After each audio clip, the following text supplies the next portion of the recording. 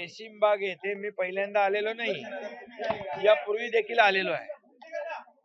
आणि खरं म्हणजे संघ आणि संघ परिवार यांच्याशी जे नातं आहे माझं ते लहानपणापासूनच आहे. मी पूर्वी संघाच्या शाखेमधूनच माझी सुरुवात झाली, नंतर मग शिवसेनेच्या शाखा आणि मग शिवसेना, बाळासाहेबांचे विचार, दिघे साहेबांची शिकवण हे सुरू झालं. कारण संघ परिवार आणि शिवसेना यांचे विचार एकसारखे आहेत. खरं म्हणजे निरपेक्ष भावनेने कसं काम करावं हे संघ परिवाराकडून शिकावं. कुठलीही प्रसिद्धीची अपेक्षा न ठेवता संघाचा स्वयंसेवक काम करतो.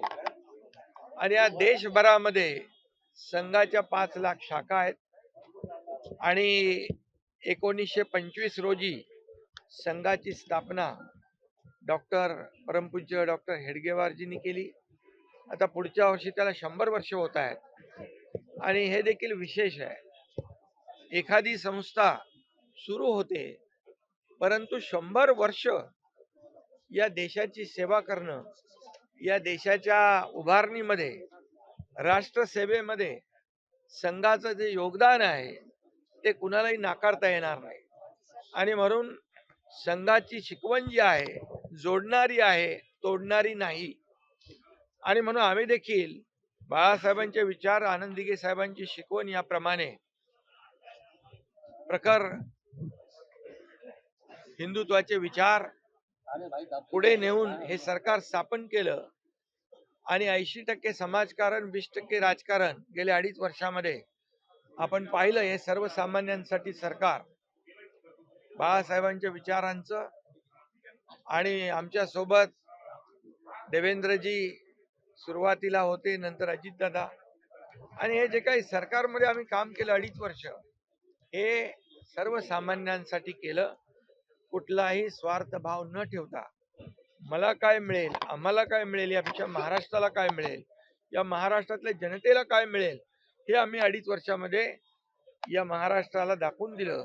आणि म्हणून त्याची पोचपावती म्हणून या निवडणुकीमध्ये प्रचंड यश, लँडस्लाइड विक्ट्री, लोकांनी लँडस्लाइड मॅन्डेट जनतेने दिलं. आणि देवेंद्र फडणवीसजी मुख्यमंत्री झाले. मला आनंद आहे की ते देखील राष्ट्रीय स्वयंसेवक संघाचे स्वयंसेवक आहेत आणि ते राज्याचे पुन्हा मुख्यमंत्री झाले. याचाही आनंद माझ्यासारख्या कार्यकर्त्याला आहे, त्यांच्या सहकार्याला आहे.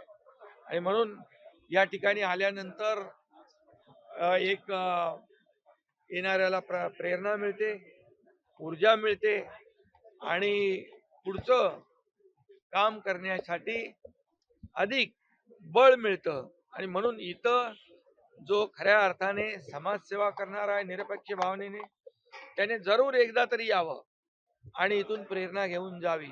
आणि म्हणून मी दरवर्षी येतो. आज सगळे आमचे सहकारी या ठिकाणी आले आणि आजचा हा कार्यक्रम संपन्न झाला.